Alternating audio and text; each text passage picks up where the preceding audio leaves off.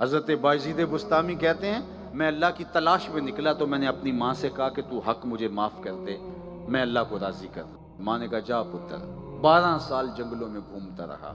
وہ کہا ایک دن میں بستام کے قریب سے گزر رہا تھا، سوچا چلتے چلتے ماں کو سلامی پیش کر دوں۔ دروازے پہ دستک دینے لگا، خیال آیا ماں کو سکھ تو دیا کوئی نہیں، دکھ بھی کیوں دینے لگے ہو؟ اب تمہارے لیے سردیوں کا موسم ہے، بستر سے اٹھ کے آئے گی۔ میں دروازے پر بیٹھ گیا۔ جب سحری کا وقت ہوا تو اندر سے جو نالی آتی تھی اس سے پانی آیا، میں سمجھ گیا میری ماں وضو کر رہی ہے اور تہجد کے لیے اٹھی ہے، تو میں دروازے پہ دستک دی تو ماں میری دستک کے انداز سے سمجھ گئی اور آواز دی کہ بیٹے باجید ٹھہرو، میں بھی آئی۔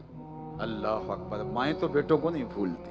کہا کہ میں آگے بڑھا تو ماں نے دروازہ کھولا، تازہ وضو کے آثار اس کے چہرے پہ حویدہ تھے اور میرا بکھرا ہوا چہرہ اور پراگندہ بال، 12 سال جنگلوں کی خاک چھان چھان کے یہاں پہنچا تھا۔ تو میری ماں نے مجھے دیکھا تو اس کی آنکھوں میں آنسو امڈ آئے۔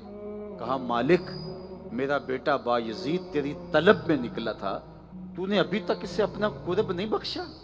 حضرت بایزید کہتے ہیں 12 سال کی ریاضتوں سے جو نہیں ملا تھا ماں کے اٹھے ہوئے ہاتھوں سے مل گیا۔ جدھر ماں کی نگاہ ہوتی ہے وہی جگہ اللہ کی جلوہ گاہ ہوتی ہے۔ لوگ پتہ نہیں کہاں کہاں ڈھونڈ رہے ہوتے ہیں، وہ تو ماں کی دعاؤں میں ہے، وہ تو ماں کے اٹھے ہوئے ہاتھوں میں۔